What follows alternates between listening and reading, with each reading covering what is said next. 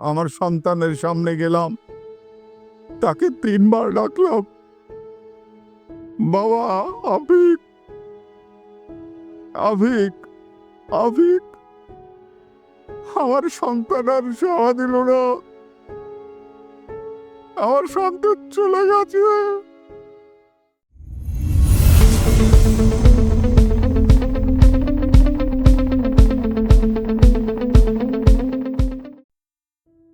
আসসালামু আলাইকুম। আমি মোহাম্মদ শফিকুল ইসলাম। আমার সন্তান আফিকুল ইসলাম সাদ, বাড়ি দরগ্রাম, সাটুরিয়া, মানিকগঞ্জ। আমার কর্মস্থল ছিল ধামরাই। সেই সুবাদে আমি ধামরাইতে বসবাস করছিলাম। আমার সন্তান আফিকুল ইসলাম সাদ সাভার ক্যান্টনমেন্ট স্কুল অ্যান্ড কলেজে স্কুলের নার্সারি থেকে শুরু করে কলেজের 2য় বর্ষ পর্যন্ত সে দীর্ঘ 12 বছর সেখানে পড়াশোনা করে। সে একজন মেধাবী ছাত্র ছিল। সে ক্লাস 5-এ বৃত্তি পেয়েছে, 8-এ বৃত্তি পেয়েছে এবং ম্যাট্রিকে GPA 5 পেয়ে বৃত্তি পেয়ে ওই কলেজেই সে ভর্তি হয় এবং 2য় বর্ষে সে অধ্যয়ন করতেছিল। সে 5 ওয়াক্ত নামাজ পড়ত। সে নামাজি ছিল। জীবনে সে কখনো দাড়ি কাটে নাই। সে ভালো দাবা খেলতো। স্কুলে সে দাবা চ্যাম্পিয়ন ছিল। ফুটবল খেলতো, ক্রিকেট খেলতো, স্কাউট ছিল। সে ক্যান্টনমেন্ট স্কুলে একজন মেধাবী একজন ছাত্র ছিল। বৈষম্য বিরোধী ছাত্র আন্দোলনের শুরু থেকে সে এই আন্দোলনের সাথে জড়িত ছিল। সে ভালো একজন গ্রাফিক ডিজাইনার ছিল। সে সুন্দর ডিজাইন করতে পারত, ফ্রিল্যান্সিং করত। আমার চাকরির ক্ষেত্রে সমস্যা হওয়াতে সে ফ্রিল্যান্সিং করে কিছু ইনকাম করে সংসারে সহযোগিতা করত। বৈষম্য বিরোধী আন্দোলনের শুরু থেকে সে ফেসবুক প্লাস জাহাঙ্গীরনগর, সাভার এ অঞ্চলের সাথে সে তার ফ্রেন্ডদের সাথে যোগাযোগ রক্ষা করে এবং ফেসবুকে সবসময় সুন্দর সুন্দর পোস্ট কমেন্ট করে। সে একটা পোস্ট করেছিল, if I die in a battle zone, box me up and send me home, put my medals on my chest, tell my mom I did the best, tell my love not to cry, I am soldier born to die. চিন্তা করতে পারেন একটা 18 বছরের ছেলে, সে কি কথা লেগেছে। 16 জুলাই সে তার ফেসবুকে পোস্ট করে। আপনারা যদি ফেসবুকে যান, তার আইডিটা এখনো সুন্দরভাবে জ্বলজ্বল করছে। সেই ফেসবুকে গেলে তার 16 জুলাই পোস্টটা দেখতে পারবেন। বাংলাদেশের মানচিত্র এঁকে সেখানে কোটা আন্দোলন কেটে স্বাধীনতা আন্দোলন লেখে এবং ক্যাপশনে লেখে, আমি 1952 দেখিনি, কিন্তু 2024 দেখছি।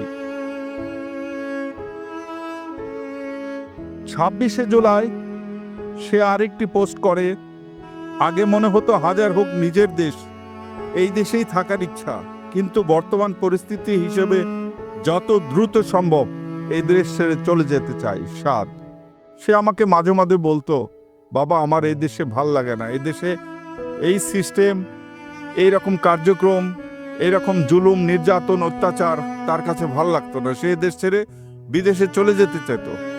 সে আমাকে বলতো আমাকে বাইরে পাঠিয়ে দেন। 4ই আগস্ট সে সকালবেলা তার ফেসবুকে একটা পোস্ট করে, বাংলাদেশের 2য় ভার্সন মানচিত্র এখানে একে সেখানে ক্যাপশনে লেখে, could be a new rise, মানে একটা নতুন উত্থান হতে যাচ্ছে। 4ই আগস্ট সকালবেলা তার ভিতরে উদয় হয়েছে। সেই বাংলাদেশের 2য় ভার্সন একে শহীদ মিনার একে সেখানে একটা পতাকা দিয়ে, আপনারা গেলে দেখতে পারবেন তার ফেসবুকে, তার ভিতরে উদয় হয়েছে যে বাংলাদেশ নতুন ভার্সন আসতে যাচ্ছে। সেখানে সে লেখে, could be a new rise. 4ই আগস্ট রাত 9টায় সে আরেকটি পোস্ট করে তার ফেসবুক পোস্টে, যেই দেশের ইতিহাস রক্ত দিয়ে শুরু হয়েছে, ওই ইতিহাস আবার লিখতেও রক্তই লাগবে। যেই দেশের ইতিহাস রক্ত দিয়ে শুরু হয়েছে, ওই ইতিহাস লিখতে আবার রক্তই লাগবে। সাদ, একটা বালক, 18 বছর বালক, তার মগজে, তার চিন্তা চেতনায় কত বড় কথা আমরা কখনো চিন্তাও করতে পারিনি। তার রাত্রে সে এই পোস্টটা করে। পরদিন 5 আগস্ট সকালবেলা সে নামাজ পড়েছে, কোরআন পড়েছে, এরপর জিমে গিয়েছে। সে ভালো জিম করত। জিম থেকে এসে সে শুয়েছিল। 9টা, 9:30টার দিকে তার একটা ফোন আসে। সে তার মায়ের কাছ থেকে 20টা টাকা চেয়ে নিয়ে, মা তাকে 30টা টাকা দেয়, কিন্তু সে বলে না মা আমাকে 20 টাকায় দাও। সে 20 টাকা নিয়ে জোর জবরদস্তি করে সে তাড়াহুড়া করে বেরিয়ে পড়ে। কোথায় বেরিয়ে গেল, মা তো চিন্তায় পড়ে গেল। কিছুক্ষণ পর আমার ছোট ছেলে, আমার বাপ পাশে যে আমার ছোট ছেলে, সেও বেরিয়ে যাচ্ছে। মা তখন অস্থির হয়ে গেল, আমার এক ছেলে বেরিয়ে গেছে, আরেক ছেলে কোথায় যাচ্ছে। এদিকে ধামরা এলাকায় ওই সময় প্রচন্ড গোলাগুলি হচ্ছে, এলাকায় অনেক গন্ডগোল, সবাই লং মার্চে যাচ্ছে, সবাই আন্দোলনে যাচ্ছে। তো আমার বড় ছেলে আগে চলে গেছে, আমার ছোট ছেলেও যাচ্ছে, পিছে পিছে মাও চলে গেছে। আমি তখন সাটুরিয়া উপজেলা আমার নিজস্ব এলাকায় থাকতাম। মা ফোন দেয় আমাকে 12টার দিকে যে তোমার ছেলে তো বড়টা বেরিয়ে গেছে, ছোটটাও যাচ্ছে, সাথে আমি তাদেরকে ঠেকানোর জন্য আমিও যাচ্ছি, তুমি ফোন দাও, ওদেরকে ঠেকাও। আমি তখন আফিকুলকে আমি আমার ফোন দেই 12:30টার দিকে, বাবা তুমি এখন কোথায়? তোমার পিছনে পিছনে তো তোমার ভাই চলে গেছে, তোমার মাও চলে গেছে। সে তখন আমাকে বলে আমি ভাইয়াকে এবং আম্মুকে বাসায় পাঠিয়ে দিয়েছি, চিন্তা করো না। আমি বললাম তুমি কোথায়? সে বলল, সে তার ফোনটা কেটে দিল। তার সাথে আমার আর কথা হলো না। 1:30টার দিকে আমি যখন জোহরের নামাজ পড়ে দাঁড়িয়েছি, শেষ করে কেবল মসজিদের বাইরে এসেছি, তখনই একটা ফোন আসে, আমার ছেলের মাথায় গুলি লেগেছে, তাড়াতাড়ি চলো হাসপাতালে আসো। আমি তো দিশেহারা হয়ে গেলাম, কপালে গুলি লেগেছে, আমি কি করব ভেবে পাচ্ছিলাম না। তাড়াহুড়া করে ওই অবস্থায় বাসায় এসে হাতের কাছে যা ছিল তাই নিয়ে আমি ছুটলাম হাসপাতালের উদ্দেশ্যে। এদিকে আমি শুনতে পাই যে প্রথমে ধামরায় শরীফবাগে গোলাগুলি হচ্ছিল, একটা মহিলারা শরীরে গুলি লাগে, সেখানে সবাই ধামরাইবাসী সেখানে ঝাঁপিয়ে পড়ে। তারপর সেখান থেকে চলে আসে লং মার্চ করতে করতে ধামরাই হার্ডিং স্কুলের সামনে দিয়ে যখন অতিক্রম করতে যায়, ওই সময় ধামরাই হার্ডিং স্কুলের সামনে হায়নাদার গুলিতে আমার সাদ গুলিবিদ্ধ হয়। তখন সেখান থেকে তাকে ধরাধরি করে আমার সাদকে নিয়ে যাওয়া হয় ধামরাই থানা স্বাস্থ্য কমপ্লেক্সে। তারপর সেখানে তাকে রাখে না, সেখান থেকে অ্যাম্বুলেন্সে করে নিয়ে যাওয়া হয় গণস্বাস্থ্য হাসপাতালে, সেখানেও তাকে রাখে না। তারপর সেখান থেকে অ্যাম্বুলেন্সে করে সাভার এনাম মেডিকেল কলেজ হাসপাতালের উদ্দেশ্যে রওনা হয়। প্রতিমধ্যে শুনি সেই অ্যাম্বুলেন্সে গুলি করা হয়। তারপরে অ্যাম্বুলেন্স ফিরে এসে নয়ার হাট দিয়ে গ্রামের ভিতর দিয়ে সাভার এনাম মেডিকেল কলেজে হাসপাতালে আসতে অ্যাম্বুলেন্সটির সময় লাগে 3 ঘন্টা। সন্ধ্যা 6টা, 5:30, 6টার দিকে এসে তাকে ভর্তি করা হয় সাভার এনাম মেডিকেল কলেজ হাসপাতালে। আমার সন্তান সেখানে মৃত্যুর সাথে পাঞ্জা লড়ে আমি তখন 7টার দিকে আসি হাসপাতালে, এসে দেখি আইসিইউতে আমার সন্তান নিথর দেহ পড়ে আছে, শুধু শ্বাসটা চলছে। 3 দিন মৃত্যুর সাথে পাঞ্জা লড়ে 8ই আগস্ট সকাল 7:30টায় আমার সন্তান শেষ নিঃশ্বাস ত্যাগ করে। ডাক্তার যখন ডেকে আমাকে বলল যে আপনার সন্তান আর এই পৃথিবীতে নেই, আমি তখন ডাক্তারের কাছে অনুমতি নিয়ে আমার সন্তানের সামনে গেলাম, তাকে 3 বার ডাকলাম, বাবা আফিক, আফিক, আফিক। আমার সন্তান আর সাড়া দিল না। আমার সন্তান চলে গেছে, কোথায় হারিয়ে গেল।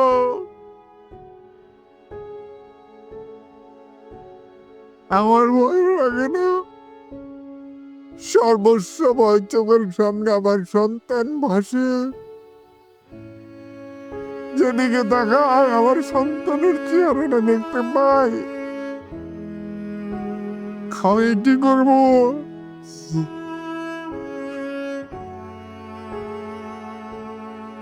আমার সন্তান যত সুন্দর ছিল, যত সুঠাম দেহের অধিকারী, 5 ওয়াক্ত নামাজ পড়তো জামাতের সহিত, কখনো নামাজের ব্যত্যয় ঘটেনি। কত ট্যালেন্ট ছিল, কিছু বলা লাগতো না, বলার আগে সে বুঝে যেত কি করতে হবে। পড়াশোনায় অনেক মেধাবী ছিল।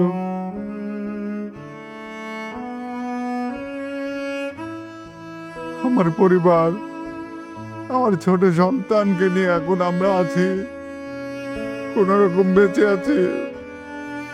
যে ঘরে থাকি সে ঘরে ভালো লাগে না,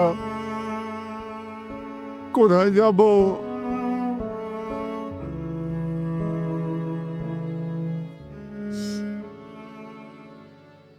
সরকারের কাছে দাবি, 24শে জুলাই আন্দোলনে যারা শহীদ হয়েছে, আহত হয়েছে,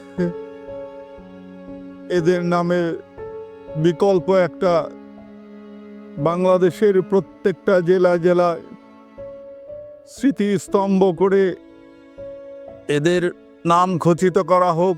যে যে এলাকায় যারা শহীদ হয়েছে, আহত হয়েছে, যারা এখন আহত হয়ে বিছানায় কাতরাচ্ছে, তাদেরকে সুচিকিৎসার ব্যবস্থা করা হোক, তাদেরকে দৃষ্টি দেওয়া হোক। বাংলাদেশের স্কুল কলেজের পাঠ্যক্রমে জুলাই আন্দোলনের শহীদদের বিবরণী তুলে ধরা হোক। যার যে কর্ম সেটাই তুলে ধরা হোক। প্রত্যেকটা স্কুল এবং কলেজে যেমন শহীদ মিনার আছে, স্মৃতিস্তম্ভ আছে, 24শে জুলাই আগস্টের সমস্ত স্কুল কলেজগুলোতে যেন তেমনই একটা স্মৃতিস্তম্ভ তৈরি হোক, যাতে পরবর্তী প্রজন্ম জানতে পারে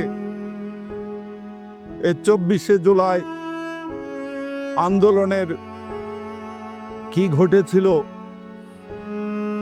আগামী প্রজন্ম যেন সেগুলো জানতে পারে।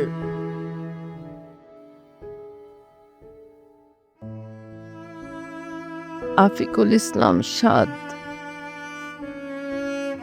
আফিকুল ইসলাম সাদ বড় আদরের সন্তান ছিল আমার। ওকে নিয়ে কোনো কথা বলতে গেলে অনেক কষ্ট হয়।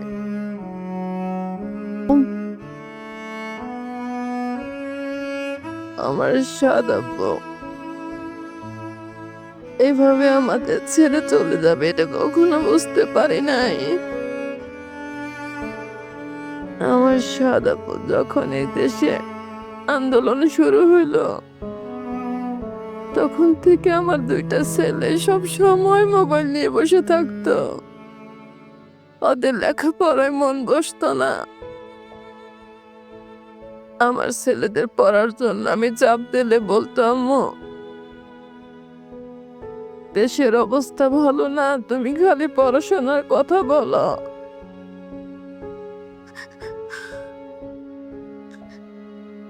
আমার ছেলেরা বলে, আম্মু আমাদেরকে এই যুদ্ধে যাইতে দাও। আমার ছেলেরা প্রতিদিনই আমাকে বারবারই কথাগুলো ফাঁকে ফাঁকে বলতো যে, আম্মু আজকে আমরা মিছিলে যাই, আম্মু কত মানুষ বের হয়েছে তুমি দেখো। আমি কখন আমার ছেলেদের সামনে মোবাইল দেখতাম না, আমি সবসময় আড়াল করে দেশের অবস্থা দেখতাম, আর আড়ালে চোখের পানি ফেলতাম। কেন এই দেশটার এই অবস্থা তৈরি হয়েছে? কত সন্তান গুলি খেয়ে মারা যেত, তাদের জন্য অনেক কষ্ট হইতো, কিন্তু সেই দৃশ্য আল্লাহ আমার জন্য রেখে দিছে সেটা তো আমি জানতাম না। আমার সাদাব্বু আমার ঘরটাকে সব সময় মামা বলে ডাকতো। আমি আর একটু চোখের আড়াল হইলে অস্থির হয়ে যেত, আমি কোথায় গেছি, কি করতেছি। কাজের ফাঁকে ফাঁকে এসে আমার সাথে বারবার কথা বলতো, দুষ্টামি করতো, আর খালি বলতো, আম্মু আমি একটু আন্দোলনে যাব। আমি বলতাম, না বাবা আন্দোলনে যাইতে হবে না, তুমি বাসায় বসে নামাজ পড়ো, দোয়া করো, দেখো দেশের অবস্থা কি হয়, নামতে হয় একটু পরে নামো। কিন্তু আমার ছেলে কখনো আমার কথা শুনতো না। সে আড়ালে আড়ালে ফেসবুক আইডিতে দেশে দেশের সাথে সংযোগ ছিল। আমার দুইটা ছেলের মন মানসিকতা অনেক ভালো। আমি কখন আমার ছেলেদের উপরে কোনো বিষয় নিয়ে আমার চিন্তা করতে হতো না। আমার এই বর্তমান যুগের ছেলেদের থেকে আমার ছেলেরা ছিল অন্যরকম। আমার ছেলেরা একা একাই চলাফেরা করলে আমার টেনশন হতো না। আল্লাহ ওদের অনেক জ্ঞান বুদ্ধি আর অনেক হেদায়েত দান করছিল। হয়তো বা এখন ভাবি আমার ছেলে চলে যাবে দেখেই হয়তো আল্লাহ এত হেদায়েত তাকে দান করছিল। আমার ছেলের চেহারাটা নূরের মতো সুন্দর ছিল। আমার ছেলের অনেক জ্ঞান বুদ্ধি ছিল, যেটা কিছুক্ষণ আগে ওর বাবাই বলছে। কিন্তু আমার ছেলের এত বুদ্ধি যে মনে হয় এটা বলেও প্রকাশ করা যায় না। আমার ছেলেটা একটু অন্যরকম ছিল। ও সব সময় আমার ছেলেটা আল্লাহর খুব ভক্ত ছিল। সে আল্লাহকে খুব মানতো, আল্লাহর কাজকে খুব শ্রদ্ধা করত, সম্মান করত। আমি কখনো একটু ভুল পথে গেলে, ভুল কাজ করলে আমাকে শিখাতো বাবার মতো করে। যেখানে আমি আমার সন্তানকে শিখাবো সেখানে সন্তান আমাকে শিখাতো। আজকে আমার সন্তান হারিয়ে আমি পুরাটা এলোমেলো হয়ে গেছি, আমার কোনো কিছুই ভালো লাগে না। আমি যে কখন কি করি, কি করতেছি কিছুই বুঝতে পারি না।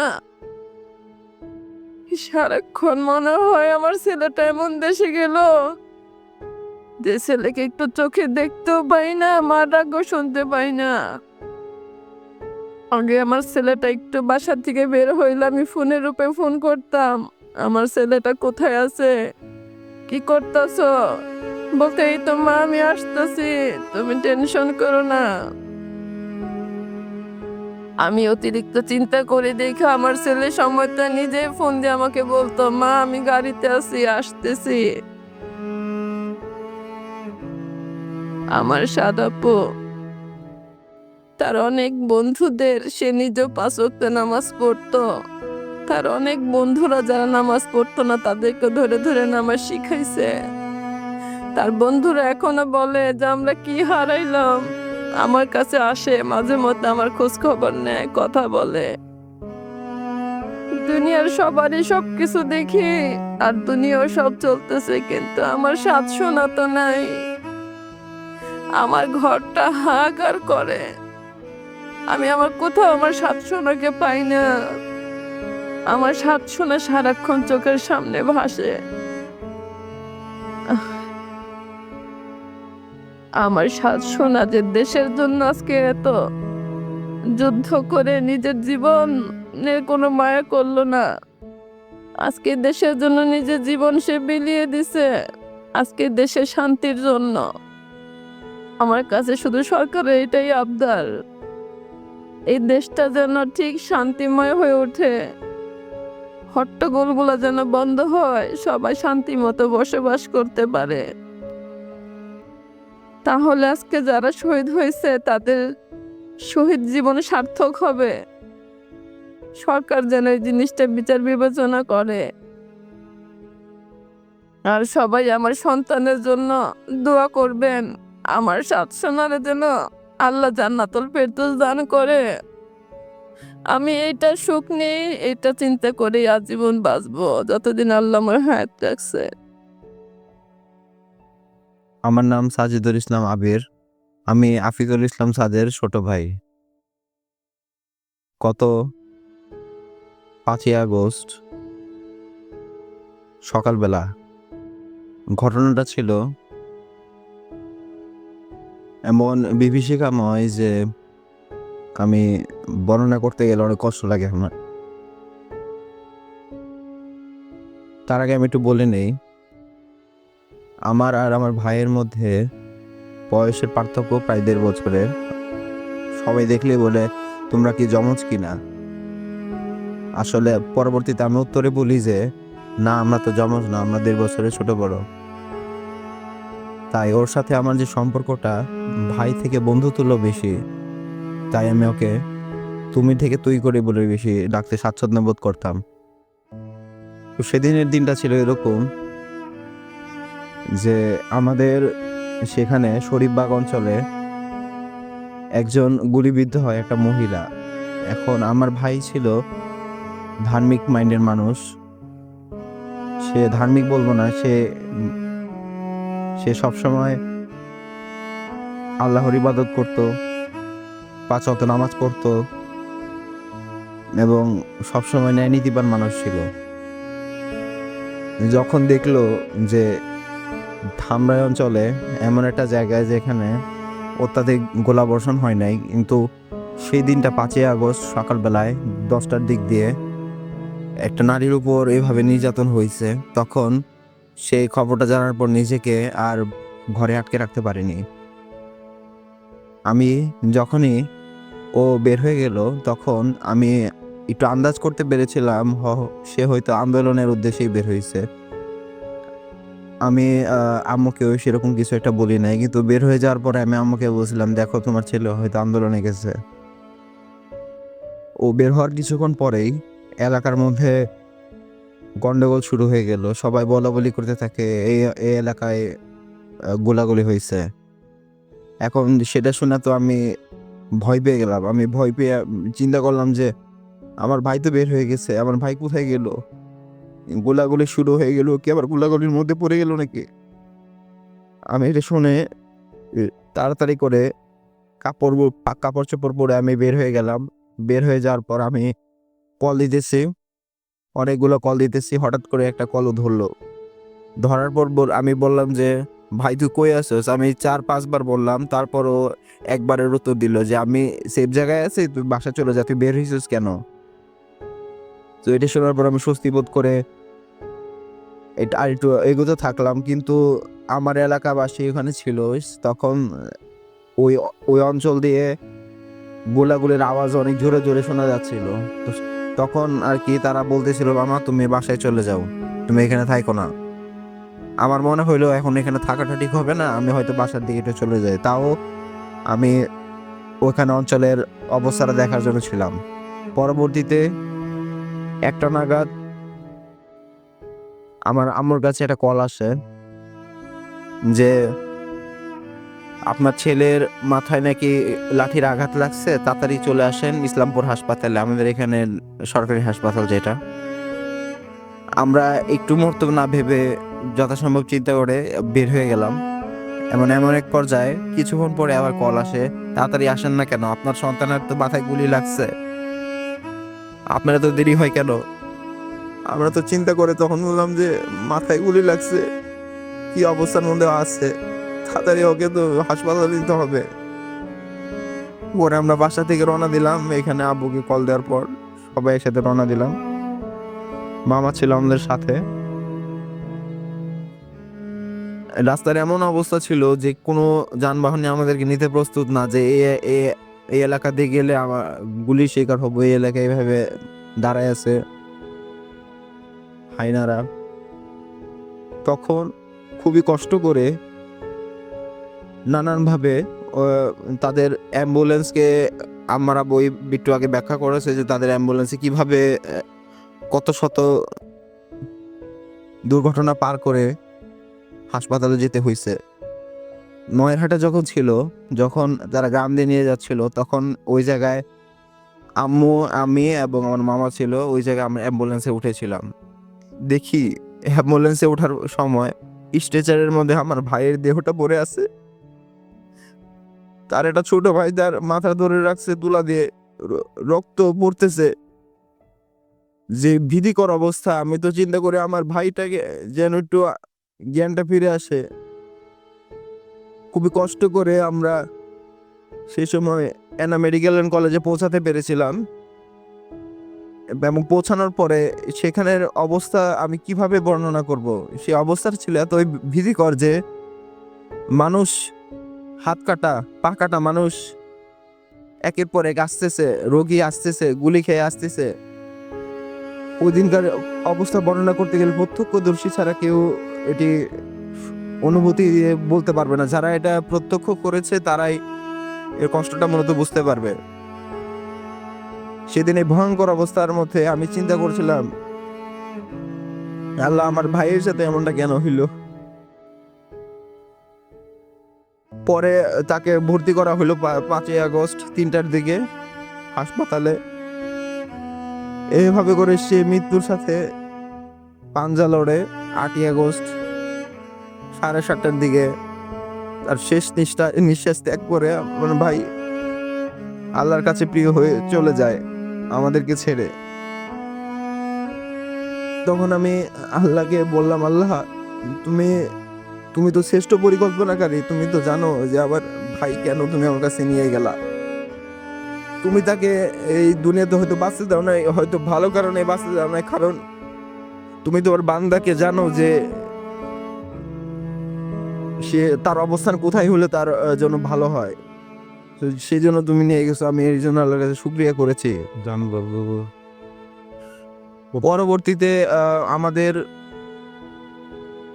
সেখান থেকে আমরা 3টা জানাজা ব্যবস্থা হয়েছিল। একটা হচ্ছিল Savar cantonment public school and কলেজে, যে কলেজের 2য় বর্ষের ছাত্র ছিল আমার ভাইয়া, সেখানে হয়। তারপর দ্বিতীয় জানাজা হয় হার্ডিংস স্কুল অ্যান্ড কলেজের মধ্যে মাঠে। এর পরবর্তীতে আমাদের বাড়ি সাটুরিয়া দরগ্রামে নিয়ে যাওয়া হয়। সেখানে ঈদগাহ মাঠে শেষ জানাজা হয়ে সেখানকার কবরস্থানে তাকে দাফন করা হয়। আসলে ভাইয়ের সাথে যে স্বপ্নগুলো আমাদের ছিল, সেই স্বপ্নগুলো তো আমরা দুজনে একসাথে দেখেছিলাম, তাই বলতে গেলে খুবই কষ্ট হয়। সে সময় আমাদের যে প্রতিশ্রুতিগুলা, সেই প্রতিশ্রুতিগুলো বলতে আসলে কষ্ট হয়। সে মাঝখানে এইভাবে রেখে দিয়ে চলে যাবে, এটা তো বলে বোঝানো সম্ভব না। আমার বাবার আর কি একটু সমস্যা হচ্ছিল পরিবারের মধ্যে। তখন আমরা বিভিন্ন কতটা কষ্ট করে কিভাবে চালানো যায় সেই ব্যবস্থাগুলো করেছিলাম। সো পরবর্তীতে এইটাই যে আল্লাহ তাআলা কার জায়গায় কোথায় রেখেছেন তিনি ভালো জানেন।